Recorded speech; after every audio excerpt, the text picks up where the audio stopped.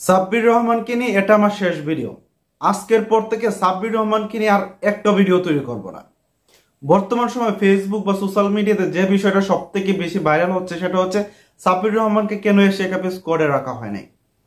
সাব্বির রহমানকে কেন এশিয়া কাপে স্কোয়াডে রাখা উচিত, চলুন এই বিষয়টা একটু জানি। আপনাকে যদি প্রশ্ন করা হয় বাংলাদেশিদের মধ্যে বৈশ্বিক কোনো ক্রিকেট টুর্নামেন্ট শুরু হয়েছে এরকম দুজন ক্রিকেটারের নাম বলেন, আপনি কি বলতে পারবেন? একটা নাম আপনি অনায়াসে বলে দিতে পারবেন, সেটা হচ্ছে সাকিব আল হাসান। আরেকটা নাম আপনি কার বলবেন? সেটা হচ্ছে সাব্বির রহমান। 2016 সালের এশিয়া কাপে সাব্বির রহমান টুর্নামেন্ট সেরা হয়েছিল। আর সেই টুর্নামেন্টে বিরাট কোহলি, রোহিত শর্মা, বাবর আজমের মতো ক্রিকেটাররা খেলছে। আর সেই টুর্নামেন্টে এই সাব্বির রহমান টুর্নামেন্ট সেরা হয়েছিল।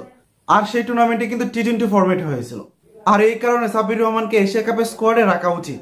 তাছাড়া আরো একটা সমীকরণ দিতে চাই, গতবারে যে বিপিএল গেল সেখানে বাংলাদেশিদের মধ্যে সব থেকে বেশি স্ট্রাইক রেটে ব্যাটিং করছে এই সাব্বির রহমান। 160 স্ট্রাইক রেট ছিল তার। সো তাহলে তাকে কেন রাখা হবে না, এই প্রশ্নটা বিসিবির কাছে।